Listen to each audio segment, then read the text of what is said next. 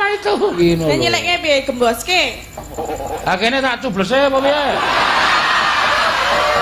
Duwe dom apa? Hah? Duwe dom apa piye? Pring. Pring ya piye maksud? Ah iya ora. Yo. Ora jane jenengan ki ngopo ya kok ngelek-elek aku terus ki ngopo? Ora apa-apa, ora ngelek-elek kok. Kok gek cinta tapi tak tersampaikan.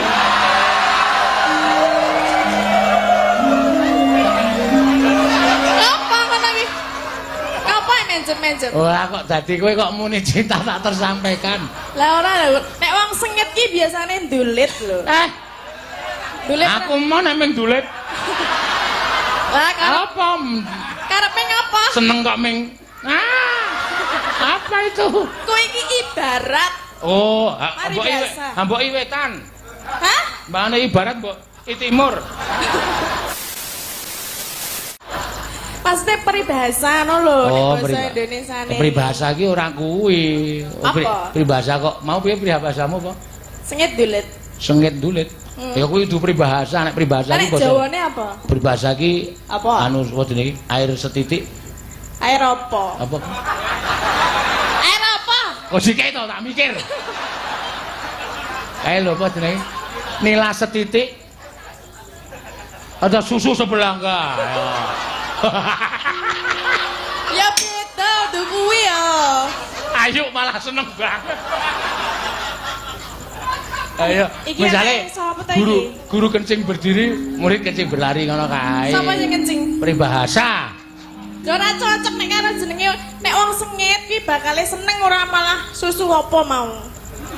Ora lah kok kowe kok dadi ngarani aku cinta tak tersampaikan iki piye maksude? Lah mergane kok ngelek-elek aku terus ki biasane nek wong ngelek-elek iki senenge. Ya urung karuan kok ya. Lah saiki tak takon seneng ora? Sapa? Jenengan. Ora. Tenane. Sik tak ngombe kopi sik. Ben uripku peteng.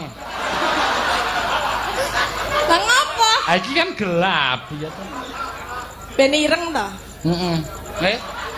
Piye? Ben ireng. Wes nek ireng.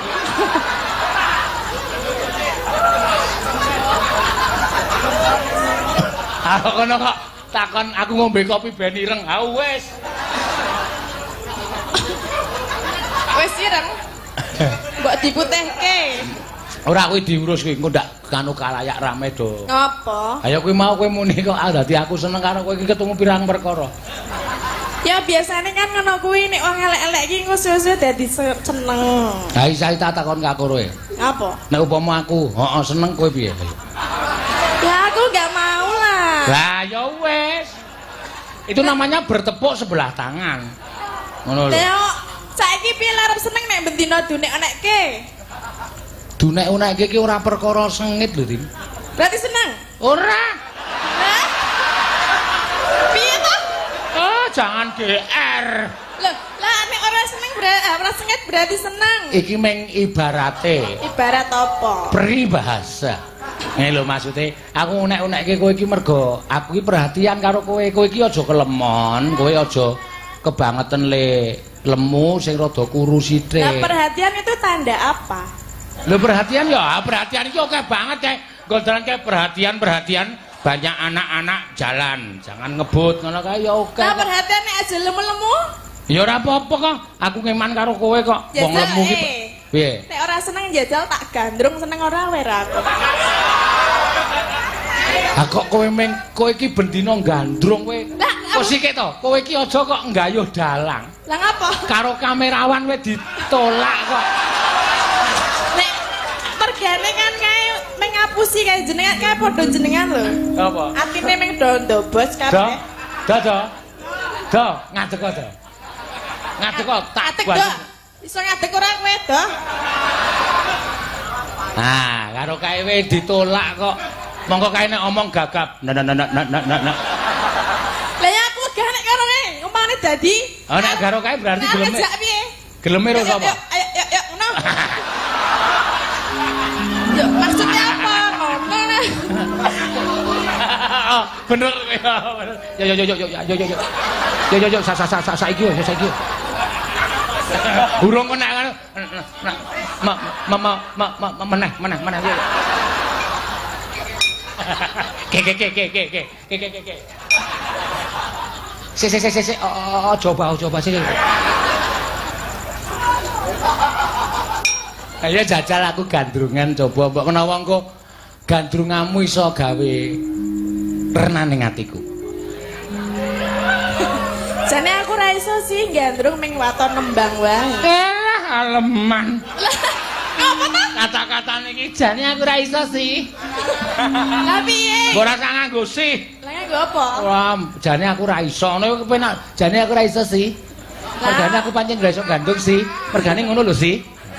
Lah metu dhewe. Kabeh tumbas kopi sih. Metu dhewe. Apa nih? Sihe. Oh, sihe metu.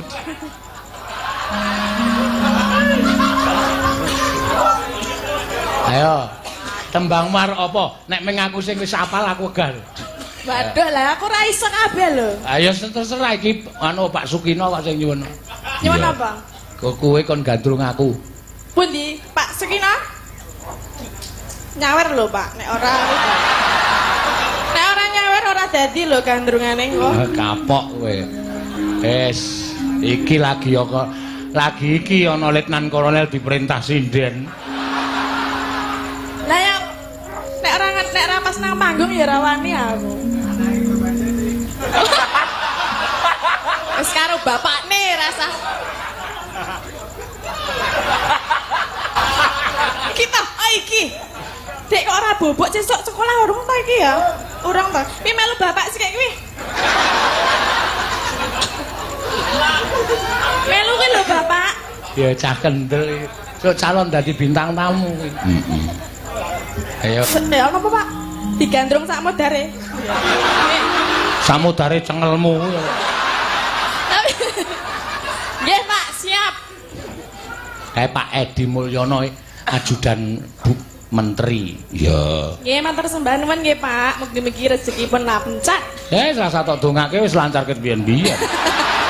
Lah ya nek jenenge wadine iki nek ya ndongake. Ana ajudan menteri iki namung dhuwite namung bayar kowe. Guru ki nganggo atusan ewon. Sida ora iki? Sida, yo. Lah sida wis nganu e. Wis ngapa?